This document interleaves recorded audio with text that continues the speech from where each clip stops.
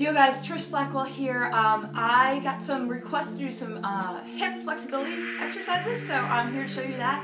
I've got my two toys, my favorite things, which is a trigger point ball. You can also substitute this with a lacrosse ball. I actually prefer the lacrosse ball. I have that in the gym. This is what I keep at home. I usually keep one in my gym bag, so definitely go buy some lacrosse balls or trigger point balls. Then I also have a foam roller. These come in lots of different sizes. You can buy them at Dick's, you can buy them at performbetter.com. But basically any length, any size, and I'll show you some stuff for your hips. Alright, enjoy! Okay, so we're going to start this stretching sequence with an overhead stretch. Make sure you take a couple deep inhales in. I'm going to hip hinge forward, which means I'm sticking my butt back and starting from the hips. I'm going into a toe touch. When I do toe touches, if you can, I recommend that you keep your knees straight. If you can't, bend your knees slightly. Typically you want to keep your hips level, but what I'm doing with this stretch to send it down into my hips and in the back of my each glute is I'm bending one knee and then the other. I hold each stretch for a couple seconds, then I'm going to hip hinge up. The next stretch is something I call the pigeon squat. My toes are pointing out. This one looks pretty funny, but it feels really great in the inner thighs and in the hips, in the hip flexor area. And I'm pressing out with my knees on my thighs. You can also would go with your chest out, or drop your head and get a little bit deeper into the glute stretch.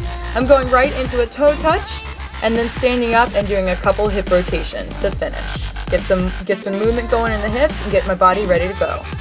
These are stationary toy soldier swings. You can also do them holding onto a pole. I typically hold onto something, but since I'm in my living room, I don't have anything to hold on to. You can either put your foot down for stability like I just did, or just do a bunch of swinging ones. The next hip exercise that is just awesome is a reverse lunge into an overhead reach to the other side. So opposite arm, opposite leg, really hold it for a couple seconds. I recommend doing about 5 to 10 on each leg. I'm just demonstrating 2 for you here today. Take your time with these, really breathe. Alright, this is the ultimate hip stretch. Sometimes some people call this the ultimate stretch. You're taking one step. So if my left foot goes forward, my right hand goes down, and my left elbow goes down to the ground. I'll show you a front shot of it. Standing up straight, you reach and lunge really as far as you can. Opposite arm goes down, and you hold it. Feels really good. The crossover hip stretch starts with both feet out. Really nice posture. Cross one leg over the other, keeping the other one straight on the ground, and then extending behind you, sitting nice and tall, and rotating, focusing on a rotation and pressing yourselves backwards with nice deep breaths. Okay, now we're going to get into pigeon pose. You're going to start with a plank position, pick one leg and bring it up in front of you.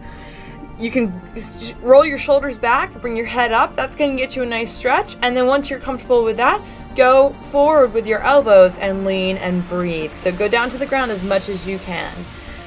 Try to square out your hips and make them level. You can see mine weren't to start, but then I fixed it. When you're ready to switch, go back into plank, switch legs. Try to bring that hip that's elevated down. You want the hips as level as possible. It's going to get a better stretch for you.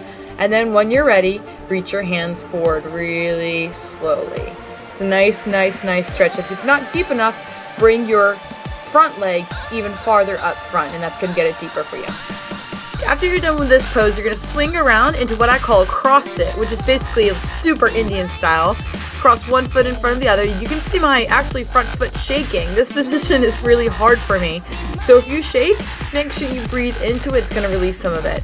Switch sides. So you start pigeon toe, then bring the other one up. Cross. You're trying to bring your hips down to an even level thing, and then lean forward and reach. And most importantly, breathe. This is where you're really going to find whether or not your hips are tight.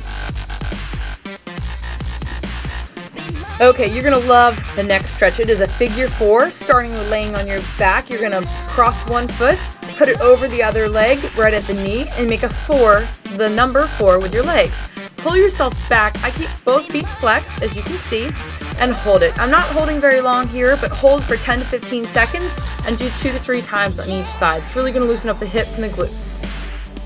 Okay, so what I'm doing here is I took my foam roller, I've got my trigger point ball, and I'm targeting my psoas, which is in the front part of my body, underneath kind of where my diagonal from my belly button to my hip bone.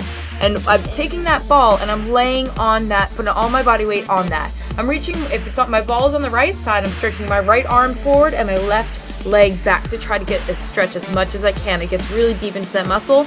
And when we release that muscle, we release the entire hip and glute region. It's an amazing, amazing trigger point spot. And then go ahead and switch sides, really taking your time to reach and stretch that area out. Take your time with this. Spend about 30 minutes each side, 30 seconds. We're going to finish this hip mobility sequence with an IT band foam rolling session. Spend about 5 minutes on each leg here.